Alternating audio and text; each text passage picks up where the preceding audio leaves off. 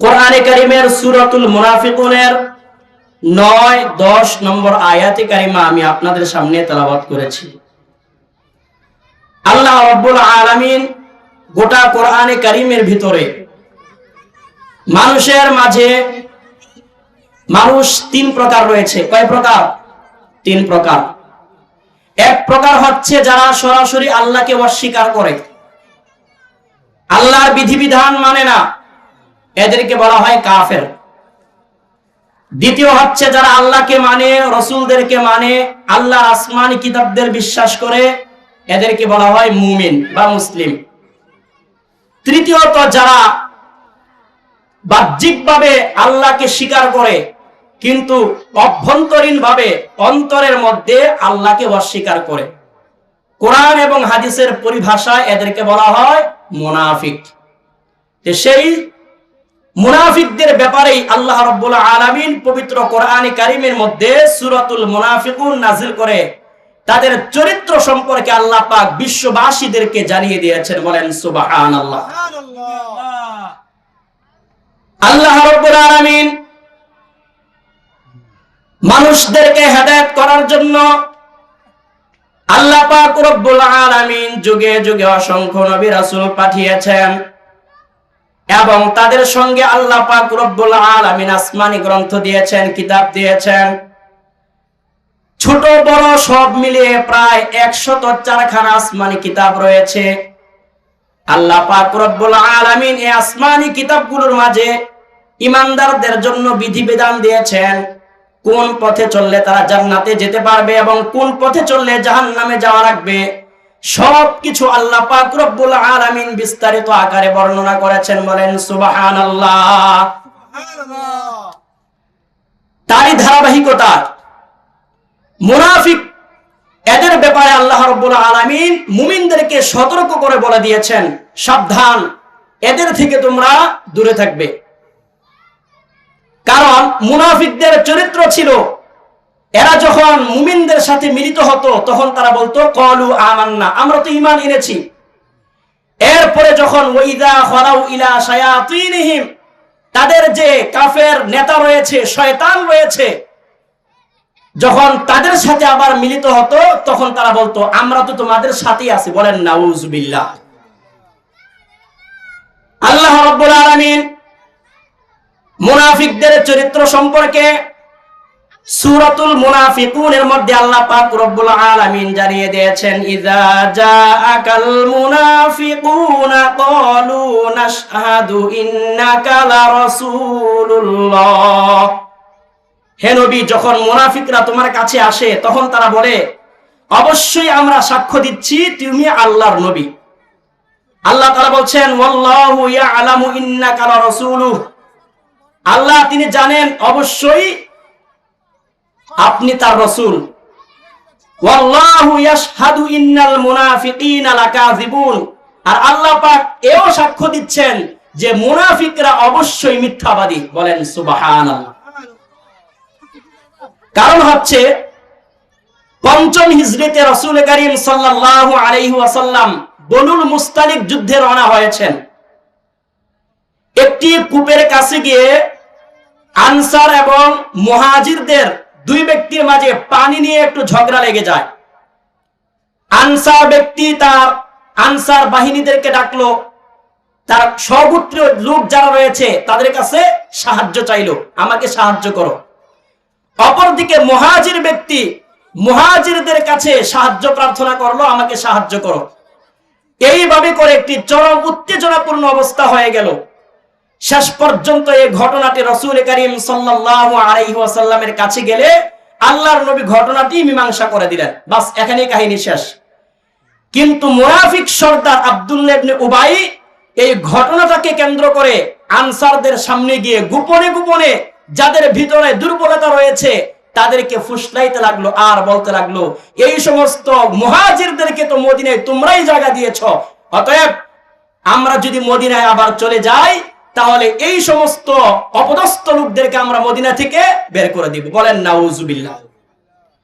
এই কথাটা আবার শুনে ফেললেন যায়েদ ইবনে আরকাম রাদিয়াল্লাহু আনহু। তিনি বয়সে কম ছিল,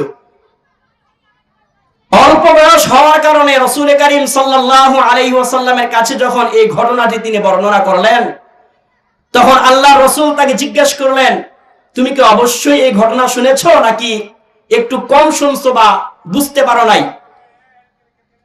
হযরত যায়েদ ইবনে আরকাম রাদিয়াল্লাহু আনহু বলেন, ইয়া রাসূলুল্লাহ, আমি নিজ কানে শুনেছি আব্দুল্লাহ ইবনে উবাই আপনার বিরুদ্ধে ষড়যন্ত্র করতেছে আর বলতেছে এই যুদ্ধ থেকে মদিনায় যাওয়ার পরে মুহাজিরদেরকে মদিনা থেকে বের করে দিবে।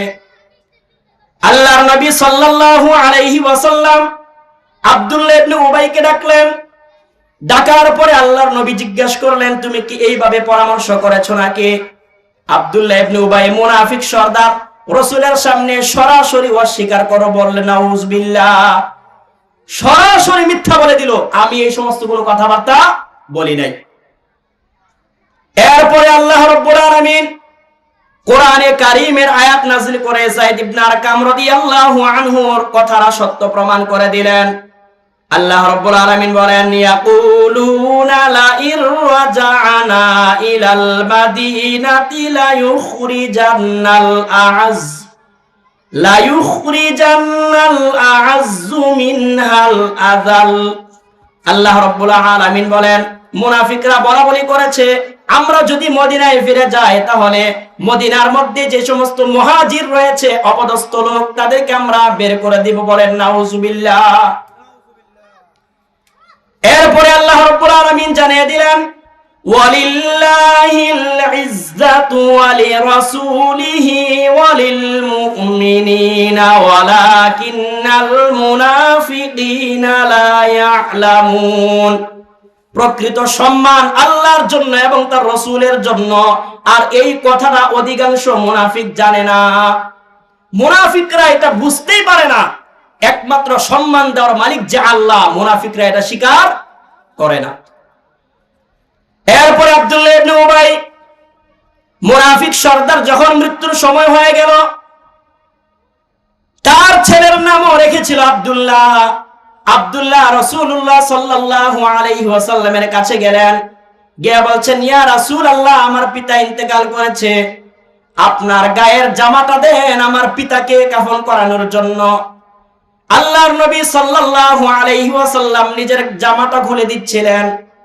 এরপরে আব্দুল্লাহ ইবনে উবাইয়ের সন্তান বলছে, ইয়া রাসূলুল্লাহ, আপনি আমার পিতার জানাজার নামাজটা পড়াবেন। আল্লাহর নবী সাল্লাল্লাহু আলাইহি ওয়াসাল্লাম আব্দুল্লাহ ইবনে উবাইয়ের জানাজা পড়ার জন্য রওনা দিলেন। হযরত ওমর রাদিয়াল্লাহু তাআলা আনহু রাসূলের জামা টেনে ধরলেন। ইয়া রাসূলুল্লাহ, আতুসাল্লি আলাইহি ওয়া ক্বাদ নাহাকাল্লাহু আন তুসাল্লি আলাইহি। আপনি মুনাফিক সর্দার আব্দুল্লাহ ইবনে উবাইয়ের জানাজা পড়াবেন, অথচ আল্লাহ পাক রব্বুল আলামিন আপনাকে এই সমস্ত লোকদের জানাজা পড়তে নিষেধ করেছেন। আল্লাহর নবী সাল্লাল্লাহু আলাইহি ওয়াসাল্লাম বললেন, উমর, আল্লাহ পাক আমাকে এই ব্যাপারে এখনো পর্যন্ত নিষেধ করে নাই। ইন্নামা খায়্যারানি আল্লাহু, আল্লাহ পাক রব্বুল আলামিন আমাকে এই ব্যাপারে ইখতিয়ার দিয়েছেন, তুমি জানাজা পড়াইতে পারো। কিন্তু আল্লাহ পাক রব্বুল আলামিন জানিয়ে দিলেন, ইস্তাগফির লাহুম আও লা তাস্তাগফির লাহুম। নবী, তুমি এই মুনাফিকদের জন্য আল্লাহর কাছে ক্ষমা চাও বা না চাও, আল্লাহ পাক রব্বুল আলামিন তাদেরকে কখনো ক্ষমা করবে না। বলেন সুবহানাল্লাহ। এই সমস্ত মুনাফিকদের চরিত্র আল্লাহ রাব্বুল আলামিন ফাঁস করে দিয়েছেন, আর রাসূলকে জানিয়ে দিলেন, আপনি জানাজার নামাজ পড়ান আর না পড়ান, আল্লাহ পাক এই মুনাফিককে ক্ষমা করবে না। এরপরে আল্লাহ রাব্বুল আলামিন চূড়ান্ত ভাবে কোরআনে কারীমের আয়াত নাযিল করে দিলেন, ওয়ালা তুসাল্লি আলা আহাদিম মিনহুম মাতা আবাদা ওয়ালা তাকুম আলা কবরি। আল্লাহর নবী সাল্লাল্লাহু আলাইহি ওয়াসাল্লাম আল্লাহর কাছে বললেন, আল্লাহ পাক আমাকে তো নিষেধ করেছেন 70 বার পর্যন্ত ক্ষমা চাইলে আল্লাহ ক্ষমা করবেন না। ওয়াসাজিদু, আমি 70-এর চাইতে আরো বেশি তার জন্য ক্ষমা প্রার্থনা করব। এরপরে আল্লাহ রাব্বুল আলামিন জানিয়ে দিলেন, 70 বার নয়, 100 বার পর্যন্ত যদি তুমি মুনাফিকদের জন্য ক্ষমা চাও, আল্লাহ পাক রব্বুল আলামিন তাদেরকে কিছুতেই মাফ করবে না। বলেন সুবহানাল্লাহ। মুনাফিকদেরকে আল্লাহ পাক কখনোই ক্ষমা করবে না। এরপরে আল্লাহ রাব্বুল আলামিন জানিয়ে দিলেন, এই সমস্ত মুনাফিক যারা মৃত্যুবরণ করবে তাদের জানাজার নামাজ তুমি পড়াবে না, ওয়ালা তাকুম আলা কবরিহি, এবং তাদের কবরের সামনে দাঁড়ায়া দোয়া করবে না। আল্লাহ পাক রব্বুল আলামিন চূড়ান্ত ভাবে জানিয়ে দিলেন, মুনাফিক যারা মৃত্যুবরণ করবে, কাফের অবস্থায় যারা মৃত্যুবরণ করবে, তাদের জানাজার নামাজ পড়া যাবে না এবং তাদের জন্য দোয়াও করা যাবে না।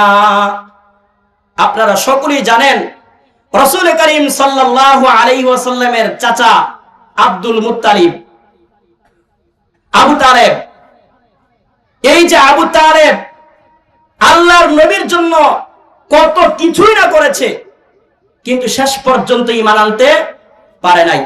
আল্লাহর নবীর দাদা আব্দুল মুত্তালিব, তারা কিন্তু আমাদের মতো বাহ্যিকভাবে খারাপ ছিল না, শুধুমাত্র একটাই অভাব ছিল, তারা ঈমান পায় নাই। আবু তালেব নিজের সন্তান আলী এবং জাফর রাদিয়াল্লাহু আনহুমার চাইতে আল্লাহর নবীকে বেশি স্নেহ করতেন, মহব্বত করতেন। সে আবু তালেবের ইন্তেকালের সময় আল্লাহর নবী সাল্লাল্লাহু আলাইহি ওয়াসাল্লাম তার কাছে গেলেন। যাওয়ার পরে বলছেন, ইয়া আম্মি কুল লা ইলাহা ইল্লাল্লাহ কালিমাতান উহাজ্জু লাকা বিহা ইনদাল্লাহ। হে আমার প্রিয় চাচা, আপনি শুধু একটা বার বলেন লা ইলাহা ইল্লাল্লাহ, শুধুমাত্র এই কথাটা বলেন, কিয়ামতের ময়দানে আপনার জন্য আমি সুপারিশ করে জান্নাতের ব্যবস্থা করে দিব। বলেন সুবহানাল্লাহ। পাশেই বসা ছিল আবু জাহেল, বড় বড় যারা কাফের নেতা ছিল তারা বসা। তখন আবু তালেবের দিকে তাকায় বলছে, আতারগবু আম মিল্লাতি আব্দুল মুত্তালিব। হে আবু তালেব, তুমি কি আব্দুল মুত্তালিব তাদের ধর্ম পরিত্যাগ করে তোমার ভাতিজার ধর্ম গ্রহণ করবে? রাসূলুল্লাহ সাল্লাল্লাহু আলাইহি ওয়াসাল্লাম দাওয়াত দিচ্ছেন ঈমান আনার জন্য, কিন্তু আবু তালেব ঈমান আনতে পারে নাই। শেষ পর্যন্ত আল্লাহর নবীর মনটা বেজার হয়ে গেল। আমার জন্য আমার চাচা এত কষ্ট করেছে দুনিয়ার মধ্যে, যখন গোটা মক্কার মধ্যে আমাকে শেল্টার দেওয়ার মতো কেউ ছিল না, তখন আবু তালেব আমাকে শেল্টার দিয়েছে, রক্ষা করেছে। আজকে সেই চাচা মৃত্যুবরণ করতেছে ঈমান হারা হয়ে। আল্লাহর নবী সাল্লাল্লাহু আলাইহি ওয়াসাল্লামের মনটা বেজার হয়ে গেছে। আল্লাহ রাব্বুল আলামিন জিবরাইল আলাইহিস সালামকে দিয়ে কোরআনে কারীমের আয়াত নাযিল করে দিলেন, ইন্নাকা লা তাহদি মান আহবাবতা ওয়ালাকিন্নাল্লাহ ইয়াহদি মান ইয়াশা ওয়া হুয়া আ'লামু বিল মুহতাদিন। আল্লাহ রাব্বুল আলামিন বলেন, হে নবী, তুমি যাকে পছন্দ করো, তুমি যাকে ভালোবাসো, চাইলে তুমি তাকে হেদায়েত দান করতে পারবে না, বরং আল্লাহ যাকে চান তাকে হেদায়েত দান করবেন। বলেন সুবহানাল্লাহ। আপনি যতই চেষ্টা করেন আপনার চাচা আবু তালেবকে ঈমান দেওয়ার জন্য চেষ্টা করে কোনো লাভ নাই, যদি না আল্লাহ পাক হেদায়েত দান না করে। হেদায়েত আল্লাহ রাব্বুল আলামিনের বিরাট একটি নিয়ামত। এই জন্য সব সময় আল্লাহর কাছে হেদায়েতের জন্য দোয়া করতে হবে। রব্বানা লা তুযিগ কুলুবানা বা'দা ইয হাদাইতানা ওয়া হাব লানা মিন লাদুনকা রাহমাহ ইন্নাকা আনতাল ওয়াহ্হাব। আল্লাহ, তুমি আমাকে যে হেদায়েত দান করেছো, ঈমান নামক যে নিয়ামত দিয়েছো, এই ঈমান থেকে আমাকে বিচ্যুত করে দিও না। এইভাবে আল্লাহর কাছে সব সময় দোয়া করতে হবে। তো আল্লাহ রাব্বুল আলামিন এই সূরাতুল মুনাফিকুনের মধ্যে আমাদেরকে মৃত্যু আসার আগেই আল্লাহ পাক যে আমাদেরকে নাজ ও নিয়ামত দান করেছেন, সম্পদ দিয়েছেন, সেই সম্পদ ব্যয় করার জন্য আমাদেরকে নির্দেশ দিয়েছেন। আল্লাহ রাব্বুল আলামিন বলেন, ইয়া আইয়ুহাল্লাযীনা আমানু লা তুলহিকুম আমওয়ালুকুম ওয়ালা আওলাদুকুম আন যিকরিল্লাহ। আল্লাহ তাআলা বলেন, হে ঈমানদারগণ, তোমাদের সন্তান সন্ততি এবং সম্পদ যেন আল্লাহর স্মরণ থেকে তোমাদেরকে উদাসীন বানায় না ফেলে। আল্লাহর স্মরণ থেকে, আল্লাহর জিকির থেকে তোমাদেরকে যেন গাফেল বানায় না ফেলে। মানুষ দুই কারণে উদাসীন হয়ে যায়। এক নাম্বার, সম্পদের মুহে পড়ে হারাম হালালের তোয়াক্কা করে না, উপার্জন করতেই থাকে, আল্লাহ তাআলা বলছেন এই সম্পদের মোহে পড়ে সম্পদ যেন তোমাদেরকে আল্লাহর স্মরণ থেকে গাফেল না বানায়। 2 নাম্বার, সন্তান সন্ততি, তাদের মায়ায় পড়ে, তাদের মহাব্বতে পড়ে আমরা দুনিয়ার মধ্যে আল্লাহকে ভুলে যাই, আল্লাহর স্মরণ থেকে উদাসীন হয়ে যায়। এই জন্য আল্লাহ তাআলা বলছেন তোমাদের সন্তান সন্ততি, তোমাদের সম্পদ যেন আল্লাহর স্মরণ থেকে গাফেল বানায় না ফেলে। এরপরে আল্লাহ রাব্বুল আলামিন বলেন ওয়ামান ইয়াফআল যালিকা ফাউলাইকা হুমুল খাসিরুন।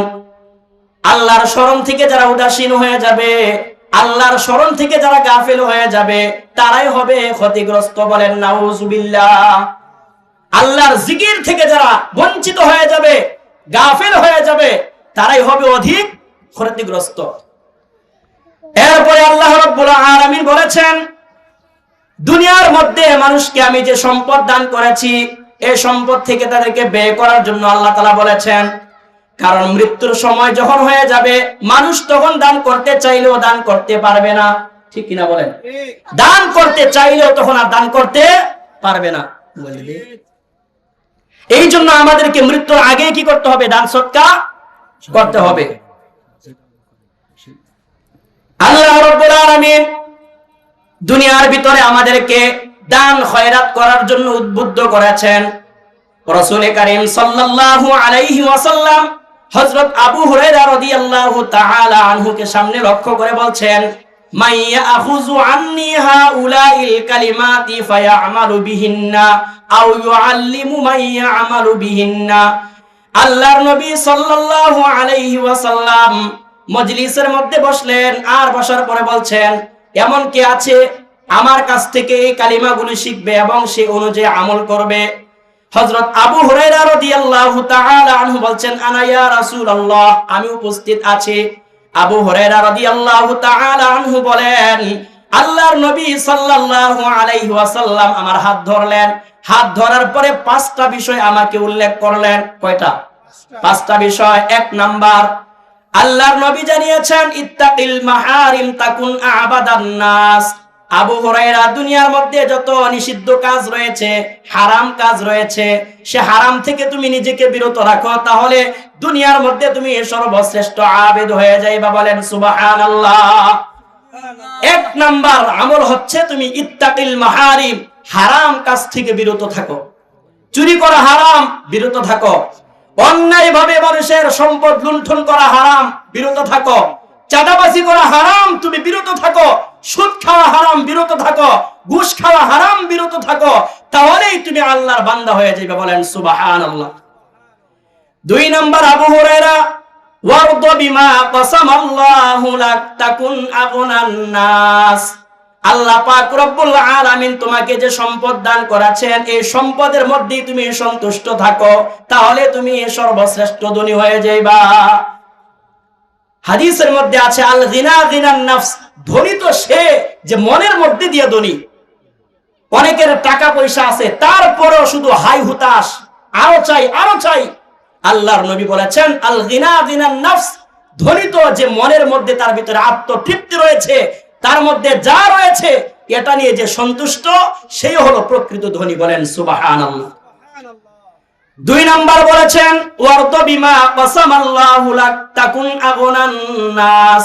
আল্লাহ পাক তোমাকে যে সম্পদ দান করেছেন, তোমাকে যা দিয়েছেন তার উপরে তুমি সন্তুষ্ট থাকো। 3 নাম্বার ওয়া আহিব্বালিন নাসি মা তুহিব্বু লিনাফসিক তাকুন মুমিনান। তুমি নিজের জন্য যা পছন্দ করো, অন্যের জন্য তা পছন্দ করতে হবে। তুমি নিজের জন্য যেটা পছন্দ করো, অন্যের জন্য সেটা পছন্দ করতে হবে। তুমি নিজে 600 টাকার লুঙ্গি পরিধান করো, আর যখন যাকাতের টাকা দিয়ে লুঙ্গি দাও তখন 150 টাকার লুঙ্গি দিয়ে দেয়। আছে না এরকম? আছে। নিজের স্ত্রীকে 2500 টাকার শাড়ি পরায়, আর যাকাতের শাড়ি দেয় 200 টাকার শাড়ি। একবেলা পরলে আরেক বেলা পরার কি নাই, কোনো অবস্থা থাকে না। আল্লাহর নবী বলেছেন ওয়া আহিব্বালিন নাসি মা তুহিব্বু লিনাফসিক, তুমি নিজের জন্য যেটা পছন্দ করো, অপরের জন্য সেটাই পছন্দ করো। বলেন সুবহানাল্লাহ। তাকুন মুমিনান, তাহলেই তুমি প্রকৃত মুমিন হইতে পারবে। সুবহানাল্লাহ। এরপরে আল্লাহর নবী সাল্লাল্লাহু আলাইহি ওয়াসাল্লাম সর্বশেষ জানিয়েছেন, ওয়ালা তুকসিরিদ দহিকা ফাইন্না কাসরাতাদ দহিকি তুমিতুল কলব। বেশি বেশি হাসো না, বেশি হাসাহাসি করলে অন্তরটা মরে যায়। অন্তরটা কি মরে যায়। বেশি বেশি জিকির করতে হবে। আল্লাহর নবী সাল্লাল্লাহু আলাইহি ওয়াসাল্লাম বলেছেন, যে ব্যক্তির অন্তরটা, জিহ্বাটা সব সময় জিকিরে ফিকিরে সব সময় ভিজা থাকে, আল্লাহ রাব্বুল আলামিন বলেছেন ওই ব্যক্তি হলো সত্যিকার মুমিন। বলেন সুবহানাল্লাহ। আল্লাহর নবী আরেক হাদিসের মধ্যে বলেছেন, মাসালুল্লাযী ইয়াযকুরু রাব্বাহু ওয়াল্লাযী লা ইয়াযকুরু কামাসালিল হাইয়্যি ওয়াল মাইয়্যিতি। যে ব্যক্তি আল্লাহর জিকির করে, আল্লাহর স্মরণ করে, সদা সর্বদা আল্লাহর স্মরণে থাকে, আল্লাহর নবী সাল্লাল্লাহু আলাইহি ওয়াসাল্লাম বলেছেন তার উদাহরণ হলো একজন মৃত মানুষ এবং একজন জিন্দা মানুষের মতো। যে ব্যক্তি আল্লাহর স্মরণ করে, আল্লাহর জিকির করে, ওই ব্যক্তি হলো জিন্দা। আর যে ব্যক্তির অন্তরে আল্লাহর স্মরণ নাই, আল্লাহর জিকির নাই, ওই ব্যক্তি হলো মুর্দা। যার অন্তরের মধ্যে আল্লাহর জিকির নাই, আল্লাহর স্মরণ নাই, নবীর সুন্নাহ অনুযায়ী আমল নাই, আল্লাহর নবী বলেছেন ওই ব্যক্তি বাহ্যিকভাবে মনে হতে পারে জীবিত, কিন্তু হাদিসের ভাষায় সে মৃত। অন্তরের মধ্যে যদি কোরআনে কারীমের আমল না থাকে, তেলাওয়াত না থাকে, জিকির না থাকে, ওই অন্তরটা হয়ে যায় একটা বিরান বাড়ির মতো। বিরান বাড়ির মধ্যে যেমন মানুষ বসবাস করে না, বিভিন্ন রকমের সাপ বিচ্ছু থাকে, ঠিক যার অন্তরের মধ্যে কোরআনে কারীমের আমল নাই, হাদিসের আমল নাই, আল্লাহর জিকির নাই, ওই অন্তরটাও বিরান বাড়ির মতো হয়ে যায়। আল্লাহ পাক রব্বুল আলামিন আমাদের সবাইকে আল্লাহর বিধান এবং নবীর তরিকা অনুযায়ী চলার তৌফিক দান করুন, বলি আমিন। আরো জোরে বলি আমিন। ওয়া আখিরু দাওয়ানা আনিল হামদুলিল্লাহি রাব্বিল আলামিন। আসসালামু আলাইকুম ওয়া রাহমাতুল্লাহি ওয়া বারাকাতুহু।